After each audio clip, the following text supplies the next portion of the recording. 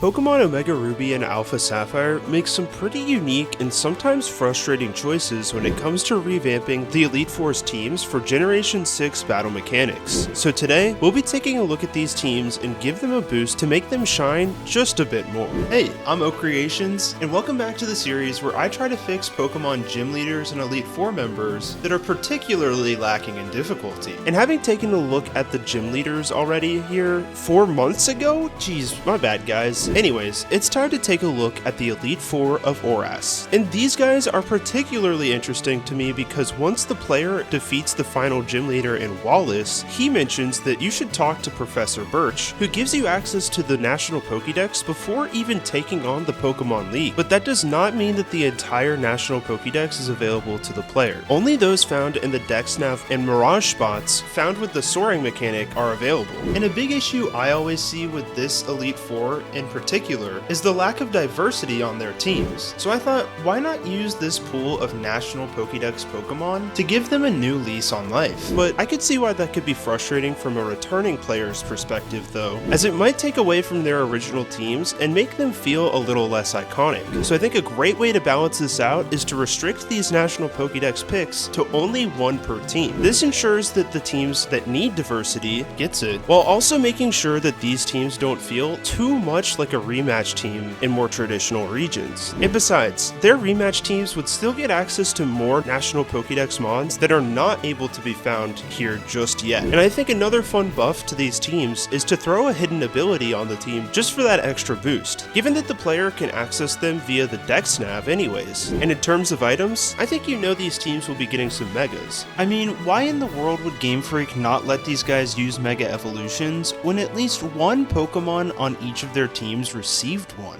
So with all of that out of the way, let's get started. First up of the Hoenn Elite Four is Sidney, the Dark-type Master. And this guy's team is well known for being a little underwhelming, and there is a bit more coverage here on his mons than in Ruby and Sapphire, but I think I have a few ideas to patch him up a bit. So starting out is Sidney's classic Mightyena at level 50 with Intimidate in the moves Sucker Punch, Super Fang taught via the Move Tutor, Play Rough taught via breeding with a Skitty or Mawile, and Yawn taught via breeding with Slacking. I know it might be disappointing to see this good boy still on Sidney's team, but I think with a better move pool given via breeding gives this guy a nice little boost in power. Next up, Sidney will now send out his Cacturn at level 50 with Sandveil in the moves Giga Drain, Spiky Shield, Dark Pulse, and Leech Seed, and with a Big Root equipped to ensure big heals from both Giga Drain and Leech Seed. And this guy is one of my favorite forgettable mons, getting a really fun upgrade here with Spiky Shield too. I did think about giving this guy his hidden ability Water Absorb, but because there isn't a mon on this team that's weak to water, I think there's a better use for a hidden ability later on in the team, even though Sandveil is essentially useless here. And next up is Sidney's National Pokédex pick, who I would say gets access to the most amount of viable Pokemon in Zoroark, Crocodile, Drapion, Scrafty, Umbreon, Hydreigon, Mandibuzz, and Honchkrow. And taking a look at his rematch team, you'll see that Game Freak opted to throw Scrafty, Zoroark, and Mandibuzz on his squad, who I all think are great picks, but something just feels wrong about using Zoroark here, as it feels too iconic to Generation 5 and N. And while some of the other available Dark types out there could have been a fun inclusion, I ultimately decided to go with Mandibuzz for 2 reasons. One, I think it fits Sidney's aesthetic and personality perfectly, and 2, it provides a lot of competitive edge with that secondary flying typing. So that means that Sidney will throw in his Mandibuzz at level 50 with Overcoat and the moves Brave Bird, Bone Rush, Foul Play, and Tailwind. And this guy is found only in Mirage Mountain, anchored in the northeast. And Bone Rush here acts as some fantastic coverage, just in case the player tries to take this guy out with a rock type. Up next, Sidney will bring out another dark type heater in Crawdon at level 50 with its hidden ability Adaptability and the moves Crabhammer, Crunch, X-Scissor, and Swords Dance. Now that is a hidden ability, giving its Crabhammer and Crunch a stab boost of 2x instead of the normal 1.5. And on top of having access to Swords Dance, the player better be ready to take this crustacean down. And that just leaves Sidney's ace Absol at level 52 with Super Luck and the moves Night Slash, Play Rough, Aerial Ace, and Swords Dance. chance. But unfortunately, that super luck ability isn't going to be lasting him long, as Sidney will Mega Evolve his Absol with the held Absolite, gaining the Magic Bounce ability, which reflects any status condition that the user might try to throw its way. And that is Sidney's new and improved Elite Four team. I think we did a good job lifting his team up with that fighting type counter and Mandibuzz, while also giving his other members some pretty sweet utility. You want to know what else is a pretty sweet utility? That's right, the sponsor of today's video, Cupert, a free browser extension that automatically tests and applies the best available coupons, ensuring you get the maximum amount of savings with no extra effort. With pretty much everything getting more expensive these days, I've been trying to find ways to save wherever possible. And with Cupert, it's made saving easy. You simply install the extension on your preferred web browser, and in any store, click the Cupert extension button on the checkout page and click Apply Coupons, and let Cupert do the busy work for you, finding and applying any relevant coupons to give you the best deal possible. It's that simple. And Cupert isn't just another honey. Not only does it not hijack or steal any tracking links, but it's also got cashback rewards for over 76,000 retailers, which can be redeemed via gift card, PayPal, or even bank card. So become a smarter shopper today by installing Cupert for free using the link in the description below, and avoid paying full price in 2025. Thanks again to Cupert for sponsoring today's video. Now it's time to move on to Elite Four member number 2, in Phoebe, the Ghost type master. And I always loved the lore behind her and the ghost girl that is most likely her grandma who's buried in Mount Pyre. But I always felt like her team was a little lackluster, even though it has seen a bit of an upgrade with the introduction of Duskanor between the originals and the remakes, but I think there's more that can be done. I mean, can someone tell me why Game Freak gave her second Bayonet a special moveset without any way to boost its special attack? They did this again with Drake's second Flygon, meaning they must have done it to ensure that the duplicate Pokemon feel different to the player, but it just makes one way better than the other. So starting out, Phoebe's Sableye will hit the field at level 51 with Prankster and the moves Fake Out, Will-O-Wisp, Foul Play, and Pain Split, learned via the move tutor. And while this kooky goblin unfortunately isn't getting the mega treatment today, it's got a really nice set to prevent any setup sweeps from happening, with Will-O-Wisp preventing any major attacks from getting out of hand, and thankfully doesn't interact with Foul Play in any way, along with Pain Split for some sweet priority healing that also may damage the player's Pokemon in the process. Next up, Phoebe will send out her Dusclops at level 51 with Pressure and the moves Calm Mind, Rest, Shadow Ball, and Charge Beam, all the while holding an Eviolite. Now that is how you build a specially offensive set for a more physically leaning Pokemon. With two different ways to boost its special attack and potential for healing, it may take a while to punch past this spooky foe. And now it's time for Phoebe's new National Pokédex edition. And while she does get a few fun inclusions available to her in Mischievous, Jellicent, Trevenant, Drifblim, and Cofagrigus, not many of them make too much sense in terms of her overall aesthetic. Her rematch team ends up throwing a Mischievous and Drifblim on with a Chandelure that is not accessible yet to the player. And I don't know, they just don't scream Phoebe to me. But one in particular started to make more and more sense with Phoebe's aesthetic, and that being Jellicent, who fits right in here, especially with Phoebe's character having a Hawaiian influence in her style, so it makes sense that she would overlap representation with Marlin from Black 2 and White 2. So in comes Jellicent at level 51 with Cursed Body and the moves Ominous Wind, Scald, Sludge Wave, and Recover, with Frillish being found on pretty much every route with water in it using the Dex Nav. If the player didn't encounter any Charge Beam special attack boosts on Dusclops, surely an Ominous Wind Omni Boost will pop off, right? So that brings us to Phoebe's penultimate Poltergeist and the Gen 4 evolution, Duskanor, at level 51, with Pressure, running a more physical set with Power Up Punch, Shadow Sneak, Earthquake, and Swagger. Just keep that swagger in mind for a sec.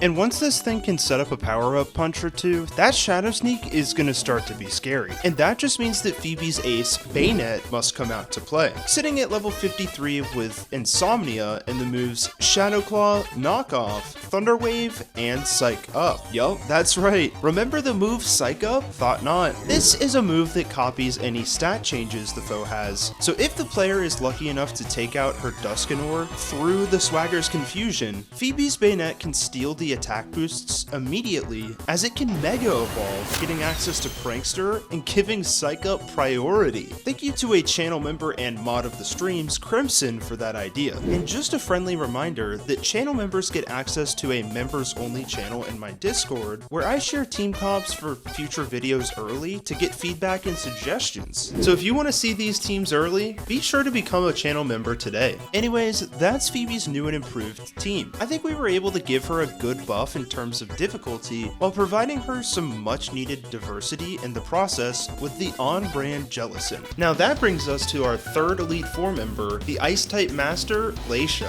And if you thought Phoebe's team was lacking diversity, she's got nothing on Glacia. I mean, 2 Glalis and 2 Frostlass? I mean, technically this is better than her team in Ruby and Sapphire with the introduction of Frostlass, but I think more can be done. So first up, I'll be switching out one of Glacia's Glalis with the first of 2 Walrein at level 52 with Thick Fat in the moves Body Slam, Waterfall, Toxic, and Curse, along with sporting a Citrus Berry to keep it alive a bit longer as it sets up a curse or 2 to boost its attacking prowess. To me, doubling up with Walrein not only makes more sense competitively to make using Fire and Rock types harder to counter, but it also fits really well with her original Ruby and Sapphire team, where she uses 2 Celio and a Walrein. And of course, we're rocking Toxic to put the opponent on a timer, even if they're able to take this thing down. Next up is her Frostlass at level 52 with Snowcloak in the moves Shadow Ball, Blizzard, Draining Kiss, and Hail, getting the O Creation seal of approval, running the exact same set as the base game. No complaints here with good stab, coverage and Draining Kiss, and of course the ability to activate its ability, Snowcloak with Hail. And that takes us to her second Frostlass, who's getting swapped out for Glacia's national Pokédex pick.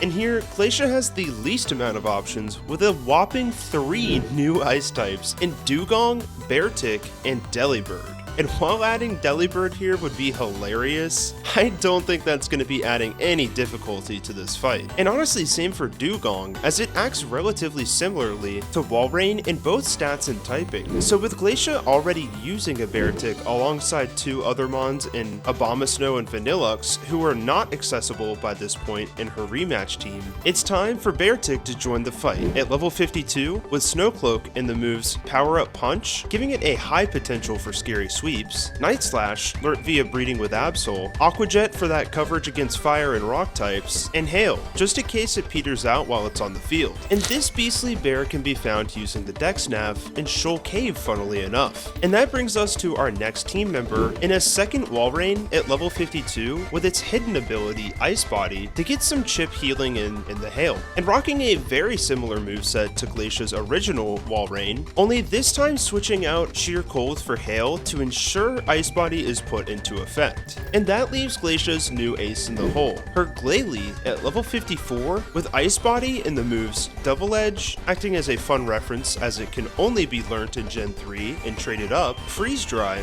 Earthquake, and Crunch. Now you might be thinking that Double Edge is kind of a weird pick, until you realize that Glalie is holding the Glaylite, making it capable of Mega Evolution and gaining access to Refrigerate, turning Double Edge into an Ice-type move. And with access to Earthquake to counter any electric types brought on to bring down the Walreins, Glalie will be a tough cookie to crack. And that is Glacia's new and improved Elite Four team, with the Citrus Berry on the first Walrein to reference the fact that it was once her ace, and a few new tools to crack the player's counters. I think Glacia is going to be posing as a much bigger threat to the player. Now of course, it's time to face the Dragon-type master of Hoenn, Drake.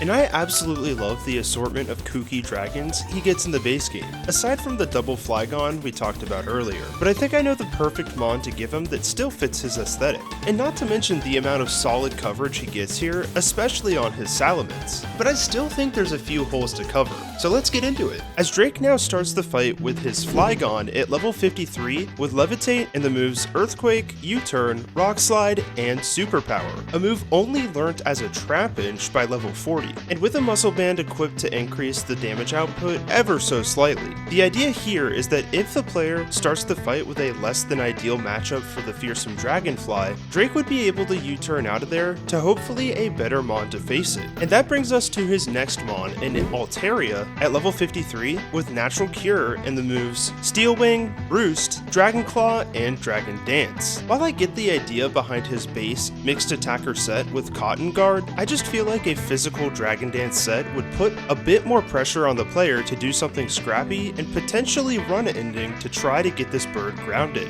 And moving on to mon number 3, Drake will be switching out his second Flygon with his National Pokédex pick. And Drake gets quite a few heaters in this pool of possibilities, with Dragalge, Garchomp, Haxorus, Druddigon, and Hydreigon, while using Dragalge and Haxorus on his rematch team. And I thought that both Druddigon and Hydreigon could potentially work out okay here in terms of aesthetics and viability, but I think Dragalge is the perfect inclusion to Drake's team in particular due to his history of being a ship captain, meaning he'd be surrounded by probably the closest thing to a dragon in the water and seahorses all of the time outside of his time at the league. So Dragalge enters the field at level 53, sporting its hidden ability, Adaptability, giving an extra stab boost to both Dragon Pulse and Sludge Wave, while it's also got the funny Focus Miss and Thunderbolt for coverage. And honestly, I really enjoy a higher damaging move with lower accuracy, especially if it's going against the player, as it makes for a lot more interesting game time decisions, especially in the context of a Nuzlocke.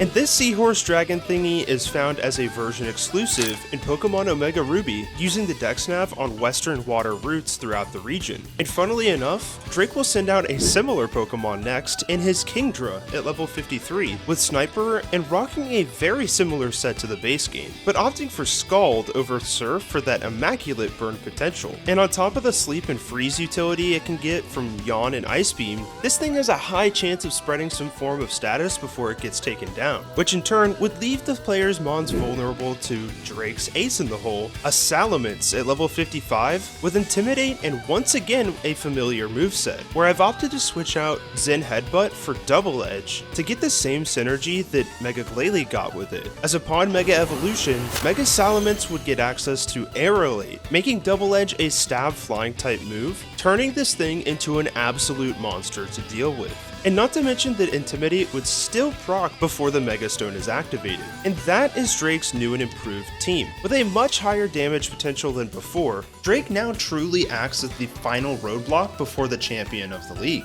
And just like that, you've reached the champion of the Hoenn League, Steven. And guys, I'm not gonna lie, his base game team is looking pretty solid, especially with him rocking that Metagross site in the back, but I definitely think he could use an upgrade to better match up with the rest of the new league. So first up, Steven will lead with his Skarmory at level 57 with Sturdy and the only upgrade in its moveset being Drill Peck over Aerial Ace, taught via breeding with a Dodrio, giving it a bit more attack output to the bulky bird. And that means his Claydol is up next at level 57 with Levitate and the moves Reflect, Light Screen, Psychic, and Ice Beam. And of course, why not throw a Light Clay on this guy to make its screens last a little bit longer? Here, I've opted to bring Psychic and Ice Beam over Extrasensory and Earth Power, as Extrasensory may not be reaching its full flinching potential on Claydol's speed stat of 75, along with Ice Beam acting as much more interesting coverage. Moving on, we've reached Steven's National Pokédex pick,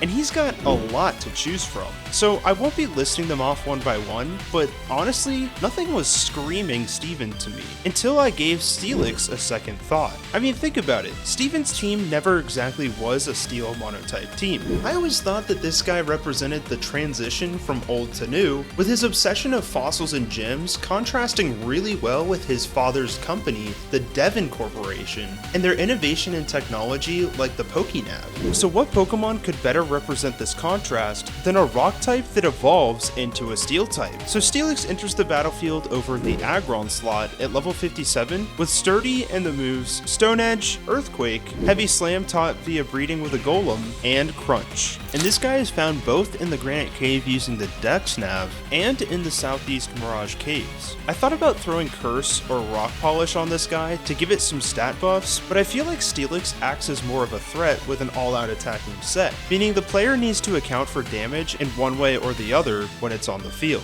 And that brings us to the fossils, where Steven will throw Cradily out first at level 57 with its hidden ability Storm Drain and the moves Energy Ball, Ancient Power, Sandstorm, and Recover, learnt via breeding with a Corsola. The idea with this set is that in hoping that the player tries to use a water type move on Claydol, the AI will hopefully switch directly into Cradily, would be able to tank the immune water damage while getting a boost in its special attack in the process, leaving it wide open to a boosted Energy Ball on the next turn. And just in case that doesn't happen, it's rocking Sandstorm to boost its special defense by 50% with access to recovery. And to match the tanky plant, Steven will send out the all-out attacker, Armaldo at level 57, with battle armor and the moves X-Scissor, Box Slide, Swords Dance, and Brick Break for some sweet coverage. And with it not being able to take any critical hits, the player better take this thing down fast before it starts to set up. And that just leaves Steven's classic ace, his Metagross at level 59, with Clear Body and the moves Hone Claws, Zen Headbutt, Meteor Mash, and Hammer Arm. While I can get behind a priority move like Bullet Punch for a relatively slow Pokemon, once it Mega Evolves due to its held Metagrossite, it gets a buff to its speed to 110, making it a lot more reasonable without it, giving it room for Hone Claws, which boosts both its attack and accuracy by 1 stage, meaning that if it gets only 1 off, all of its inaccurate moves become fully accurate, making this thing an absolute beast on top of the attack boost from Tough Claws too. So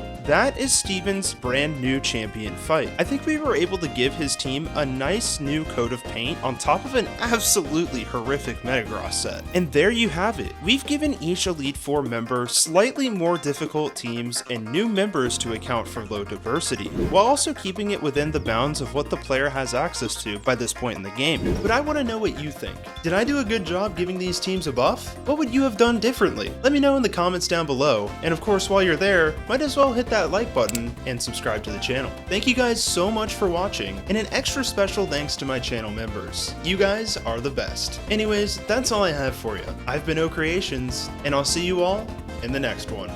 Bye!